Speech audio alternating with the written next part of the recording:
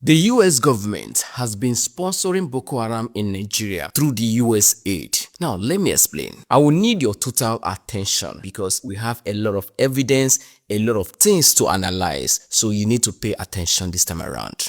Let's go. If you can remember, a few weeks ago, Donald Trump suspended US aid to many countries, including Africa and Nigeria. Upon further investigation, it was revealed that the US aid is not only doing humanitarian jobs, but also funding terrorism in many countries, including Nigeria. What is meant for international development? As the name implied, United States Agency for International Development, the USAID, was supposed to help other developing countries stand or develop. It was now being used to sponsor terrorism in places like Afghanistan. Let's just focus on Nigeria. In Nigeria, was used to fund Boko Haram in Nigeria. Now let's dive in. How did they successfully do that? All this played out very well before the 2015 general election in Nigeria. Before the 2015 general election, we all saw how insecurity was high in Nigeria, which resulted to the Bring Back Our Girls, the Chibok girls that was kidnapped from school. If most of you can remember, the Chibok girls kidnapped was the highest or has been the highest insecurity that Nigeria has ever experienced, which raised a lot of awareness internationally all over the world. Everybody carried a placard called Bring Back Our Girls, which made Jonathan look like one of the worst presidents any country has ever seen. Well, behind that bad picture that Jonathan was carrying was the US aid funding that Boko Haram. And you can hear this when Jonathan said it then, because Jonathan knew that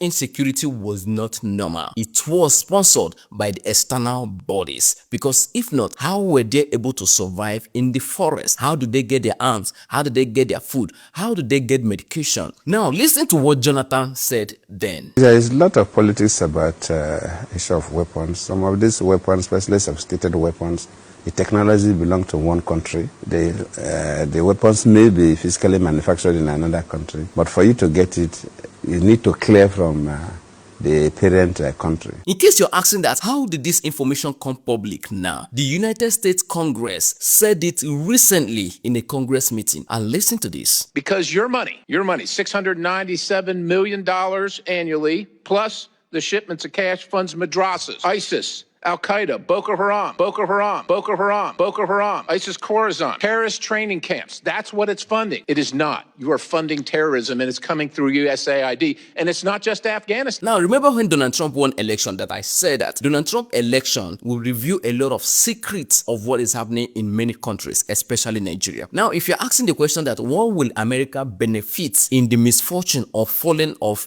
Nigeria? Now, if you don't know, Nigeria is one of the biggest countries in Africa, with the largest economy, larger resources, and all that. From 2010 to 2015, Nigeria was operating almost the highest economy in Africa. The Nigerian GDP was growing so high, almost competing with China, India, getting to the level of challenging America. So America saw this as a threat, as a country that wants to maintain world power. No country should ever challenge them, not even the one from Africa. So how do you stop them from growing? By creating insecurity. And how do you create that insecurity that they don't understand? Offer them aids. Now, do you know why our leaders will not recognize that? They will not recognize because of their greediness. So they front them money. They don't know what is behind that money that they are giving to them. Do you understand? Now, if you're asking, how are they able to carry out those things successfully? They were able to carry out those atrocities through NGO, non-governmental organization. So this is it. They created insecurity. In a way to make sure the insecurity continues, they have to keep funding those terrorists. And how do they fund them? They come in as NGOs, non-governmental organization. And guess what? African countries, they like NGOs, they like free money. So through the USA, they offer aids to Africa, especially those that has been affected by that insecurity. So when they come, they say they want to help those villagers or those people that has been affected by those insecurity. They come through NGO, non-governmental organization. They bring in those things. They don't give it to those villagers. They take those things to those terrorists. They give them food, give them money, give them arms to make sure that that insecurity continues in a way to keep Nigeria down. Now you can hear this from Chief Defense Officer of Nigeria, the encounter they've had with NGOs in Nigeria. Listen. NGOs, there are so many things. If we want to go into NGO issues, there are so many things I had. Initially, when the NGOs came in, when we started, they didn't want any oversight function. They didn't want us to know where they were going to. We had issues with that because now they will go into the enclave of the terrorists and go and treat them. You are treating the same people that is attacking the communities. You tell them no, that you are neutral. How neutral can you be? We've had situations where allegations of arms, them conveying arms to us just to make sure that the war continues. We've had situations where they will tell you they are taking food to communities. Halfway, they will tell you the trailer has broken down. By next morning, the trailer is empty. And that vehicle that is broken down, the driver will just go and drive it and take it back. So what had happened? You have funded those guys. You are taking care of them equally. We've had several situations like that. Now, not just that, Buhari also said something similar. Now, Buhari was used as a tool. They needed Jonathan out by all means. Jonathan needed to leave the seat so that they bring somebody they can use to crumble Nigeria economy. And what do? They funded Buhari's campaign. They funded Buhari's election. See, American government did everything to make sure Buhari's enter. And why did they need Buhari? They needed somebody Nigerians could trust because Buhari had military background. Oh, he was a dictator. He was this. That is why during 2015 general election, everybody, oh, Buhari, change is here, change is here. Everybody believed that Buhari was going to be the savior. But what happened when Buhari entered? Did insecurity stop? No, it worsened. In fact, Nigeria economy crashed more. Even the Buhari himself was later confused and he said this. And I suspect international group that want to destroy Nigeria. Otherwise, how can Boko Haram come and stop us from prospecting and development for petroleum in Lake Chad Basin? But we have managed to show Nigeria and the rest of the world that coal mining, we have so many billions of crude oil and gas. Don't also forget that for the first time in history, Barack Obama, who was the president of America then, sent a direct message to Nigerians to vote for change. Tell me, what is his business with Nigeria election? What actually? What is the relationship? Boko Haram, a brutal terrorist group that kills innocent men, women, and children, must be stopped. Hundreds of kidnapped children deserve to be returned to their families. Nigerians who have been forced to flee deserve to return to their homes. Boko Haram wants to destroy Nigeria and all that you have built. By casting your ballot, you can help secure your nation's progress. Now, Jonathan was painted the bad guy. Jonathan saw all this, but he never wanted to fight back because the collateral damage would have been worse. I know a lot of people have said he should have fought, he should have stayed. Maybe if Jonathan had fought back, you and I might not have been here today because the people that Jonathan would have fought wouldn't just be the terrorists in the bush. It would have been those sponsoring the terrorists. Immediately the Chibok issue came up, we expect Nigerians to be concerned.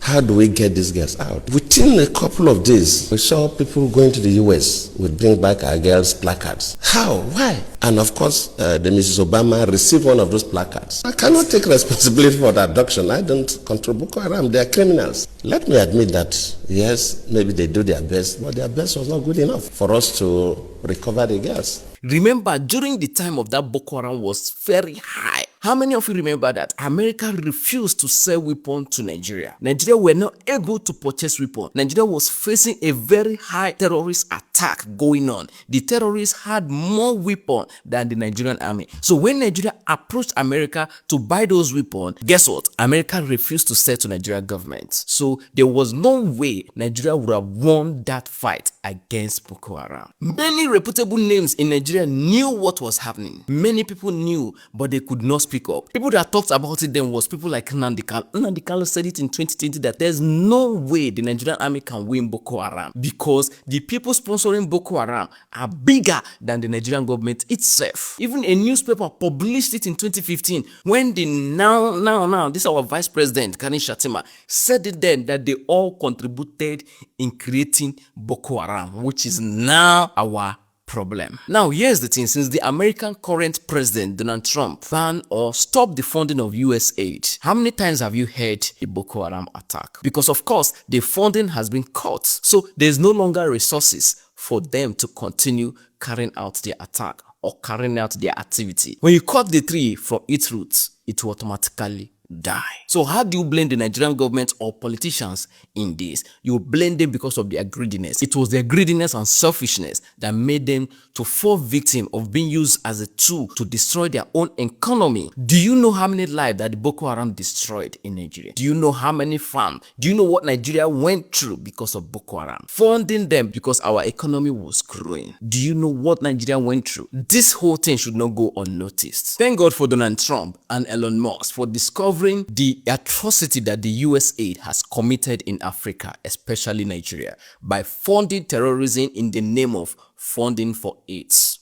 Because think about it, how many humanitarian resources has actually gotten to you, if not paying? Barack Obama heavily influenced the 2015 general election that brought us to where we are today. So Nigerians, I implore you, let's come together and build our country by ourselves. Let's open our eyes. Let us not allow those hungry, selfish, and blind politicians in power lead us into destruction. We must all take responsibility of our country, irrespective of our ethnicity or our diversity or maybe our tribe. Nigeria is our own. No matter the tribe you come from in Nigeria, the insecurity knows no tribe. Hunger knows no tribe. Destruction knows no tribe. It attacks anybody. Nigeria has been through a lot since 2015 till now, and we cannot continue to go through this again.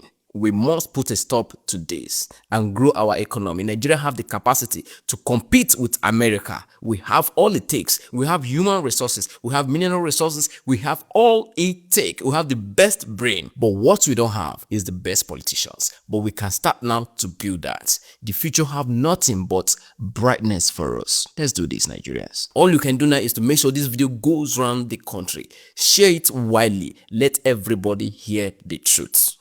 ABC Nigeria.